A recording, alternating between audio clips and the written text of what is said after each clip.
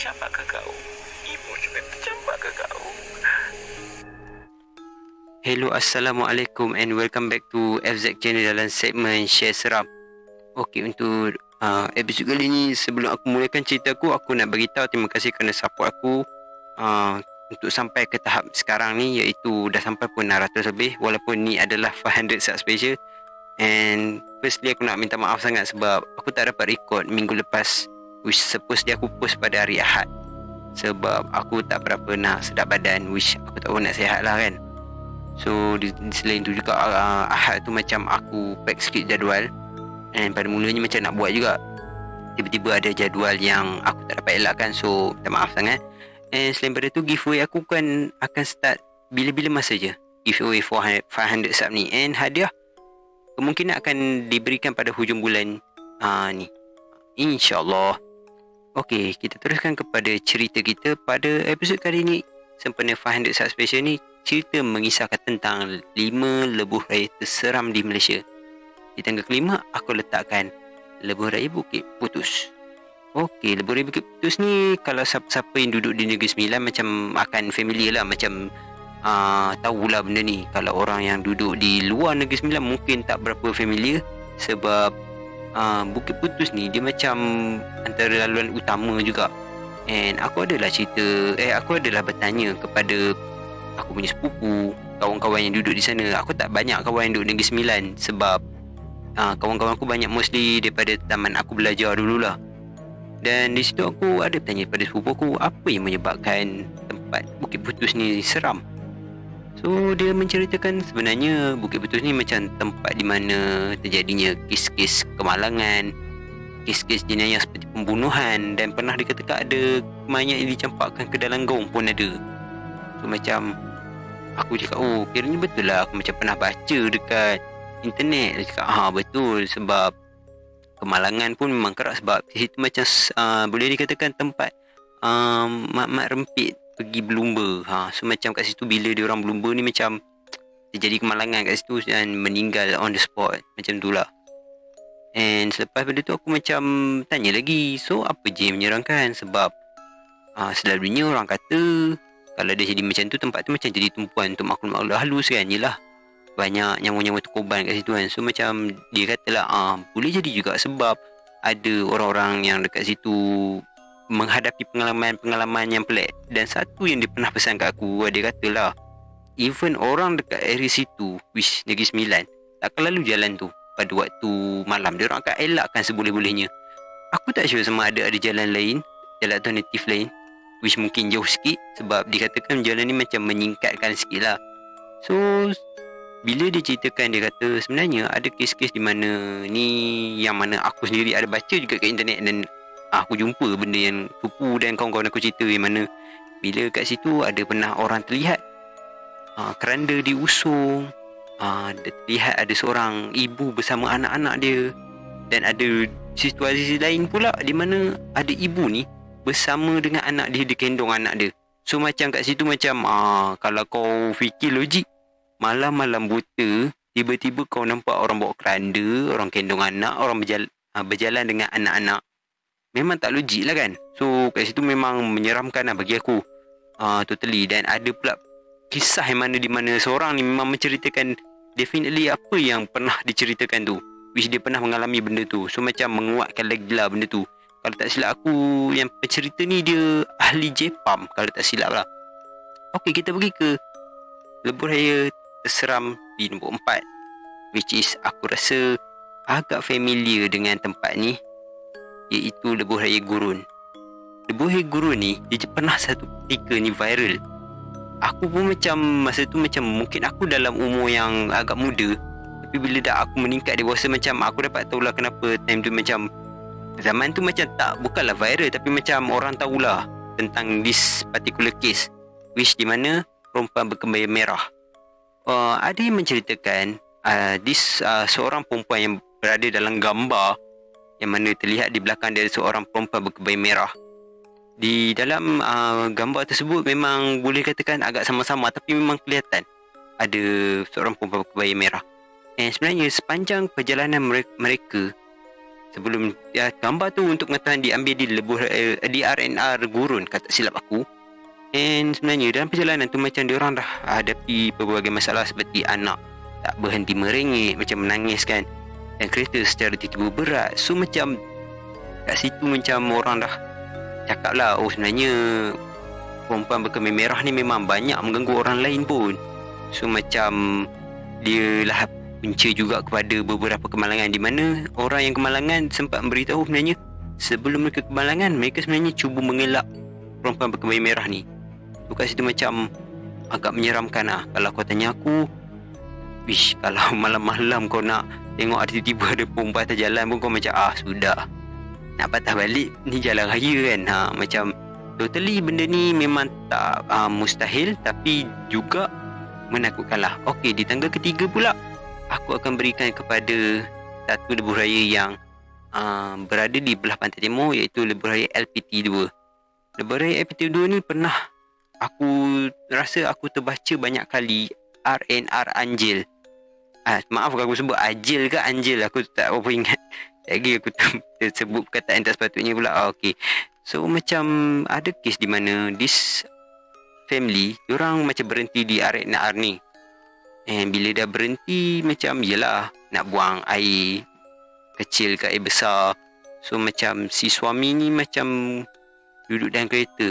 Maaf sangat kalau aku ada tersilap cerita, tapi dia punya plot story lebih kurang okey. So macam bila diorang dah masuk ke dalam tandas, dan tak berapa lama kemudian diorang masuk balik ke dalam kereta, si suami ni macam tak kata apa lah, tapi dia menyedari macam anak dia dengan isteri dia ni macam diam.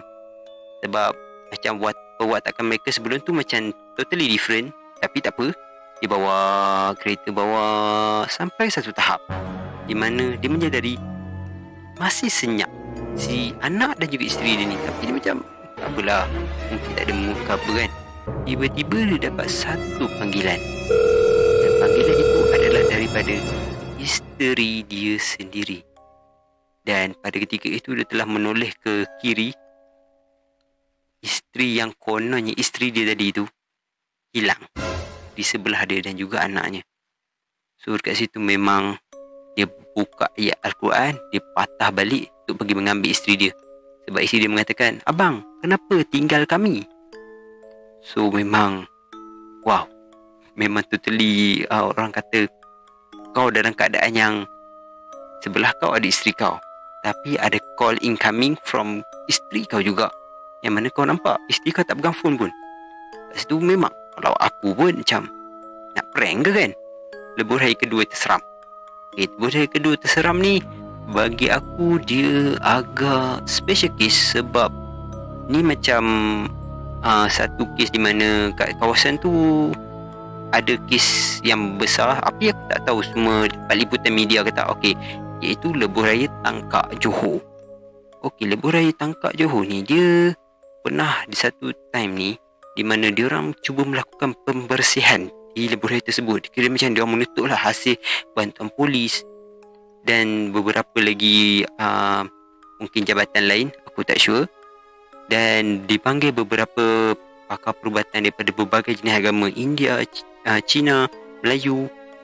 So macam diorang cuba untuk buat pembersihan disebabkan kalau tak silap aku macam memang ada banyak sangat kemalangan, yang mana kononnya kemalangan yang bukan kemalangan biasa, which mungkin hilang kawalan tu macam biarlah kereta rosak, tapi ini macam diorang cuba mengelak something yang tak sepatutnya, and diorang diganggu ke apa, macam tu lah. So macam tempat tu pun sendiri memang keras lah nak untuk memudahkan cerita. Dan setelah pada itu macam diorang melakukan proses tersebut.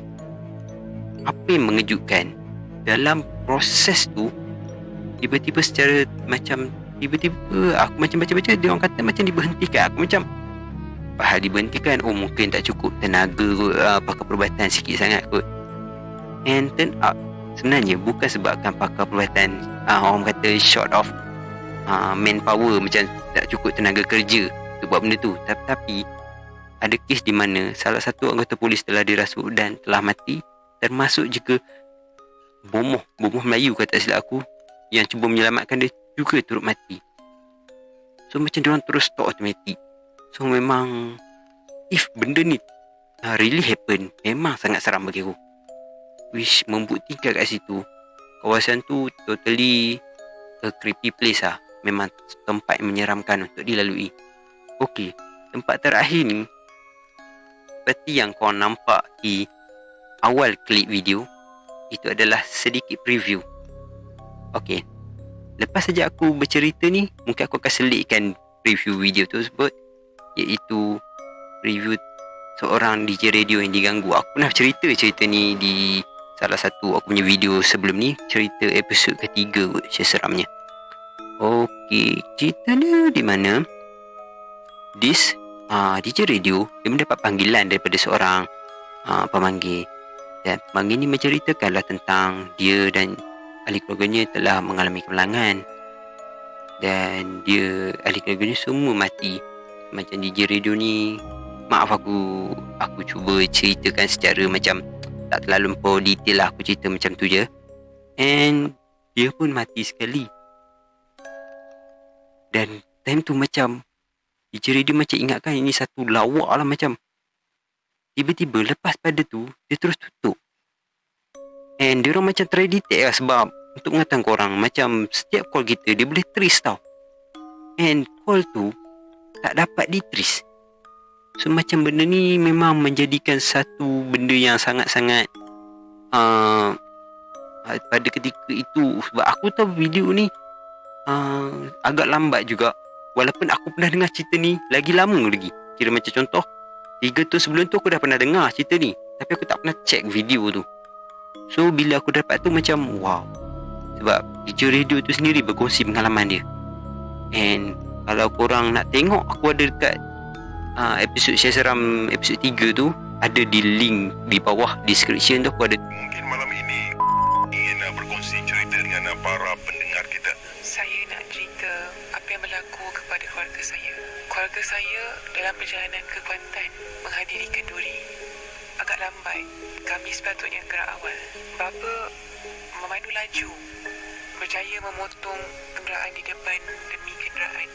Sampai ke kenderaan terakhir, van putih tersebut seperti tak membenarkan kami untuk memotongnya.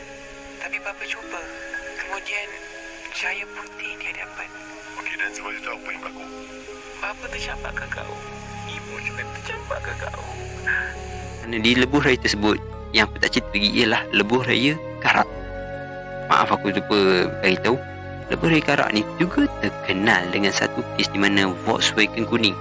Okey, Volkswagen kuning ni aku nak ceritakan sikit, di mana aku pernah terdengar daripada rakan kakak aku yang menceritakan diorang ni macam dalam perjalanan nak balik ke tempat diorang, macam wish diorang belajar di utara. So macam diorang dah perjalanan balik naik kereta, and dalam perjalanan tu macam cik cakap besar lah, macam kononnya boleh lah nak jumpa Volkswagen kuning ni, kita lalu jalan ni kan.